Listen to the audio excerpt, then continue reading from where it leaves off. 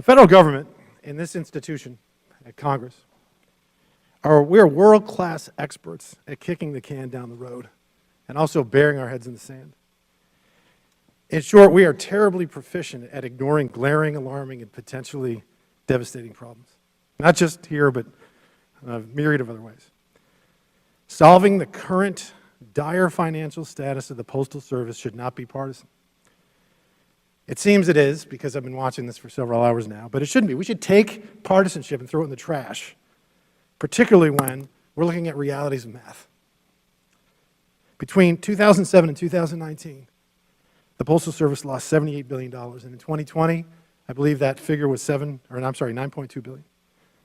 Former Postmaster General Megan Brennan testified a couple years ago that absent some real legislative and regulatory reform, the Postal Service would be flat broke by about 2024. And what are some of the answers that are being proposed today by our friends on the other side of the aisle? Is it cutting costs? Is it reducing workforce compensation? Is it limiting unfunded liabilities?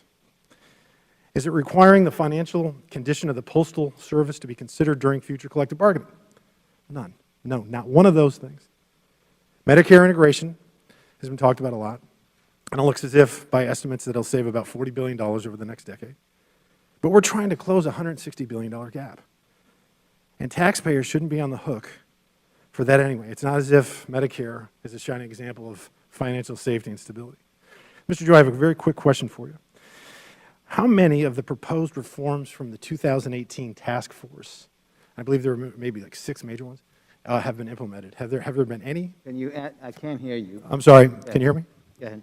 How many of the proposed reforms from the 2018 task force have been implemented?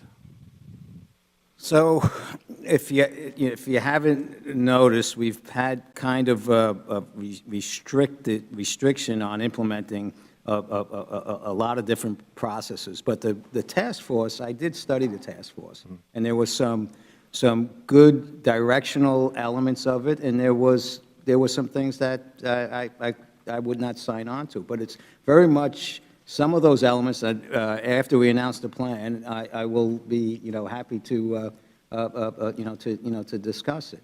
And in that report, I mean the White House report absolutely supported that it should remain a public entity, and that we needed to look at new ways of marketing our services. But they recognize that there are cost and operational issues, which our plan addresses also. Okay. Fair to say that that was constructive, though, as far as the task force? They have some ideas that we're looking into? We, as a public agency, we take all input. Okay. and I apologize, and thank you, and I think you're doing a great job. I just have short on time. Mr. Dimondstein, I want to ask you a few questions, if I could. Your union currently has on its website a link to a 2021 union contract survey. And in it, you also tell your members, and I'm going to quote here, contract negotiations are most challenging with management, always trying to chip away at our wages, rights, and benefits.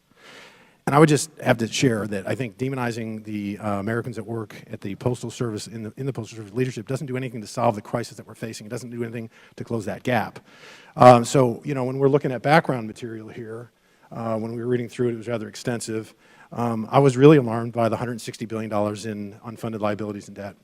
$50 billion in unfunded liabilities for pension benefits, $60 billion in unfunded liabilities for worker compensation liabilities, and $19 billion for compensation as well.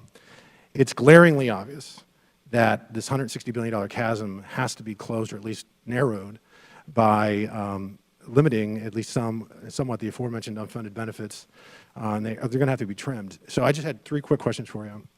Is your union willing to acknowledge that? And is your union doing to help the Postal Service become profitable, obviously other than fighting management? And then lastly, do you oppose or support requiring the financial condition of the Postal Service to be taken into account during future collective bargaining? And I can answer those or ask those questions again. You need them? You expect me to remember those 3 questions? Okay, well, I'll go first. Are you willing to acknowledge that this $160 billion chasm is large, it's glaring, and we're going to have to do something to trim benefits? Okay. I appreciate that question, because a lot has been thrown around today about the dire financial situation. But the reality is that a heck of a lot of this liability and debt is paper, and it was created If the Postal Service is broke, we could say it's broke on purpose. And so actually, our pension plans are overfunded. Our retiree health care funds are funded in a way that no other company or no other federal agency does. There's a lot of money there.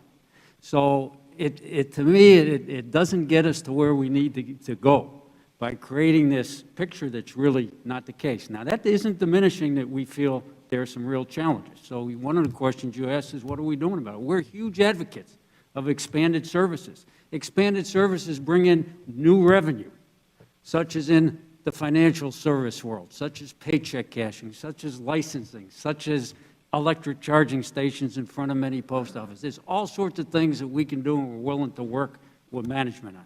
Now, your third question, I think I remember them all, is the question of what have we done? The postal workers have given up a lot, and I'm glad you're reading our website.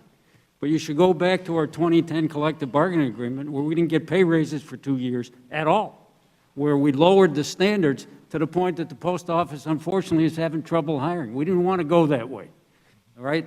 But we believe in good living wage jobs, good benefits, and the problem with the Postal Service is not that we have a collective bargaining process where if it ends up in interest arbitration, they can't take into account the financial. Gentleman's time has Post office. expired. We're model employers under the law, and we should remain that way.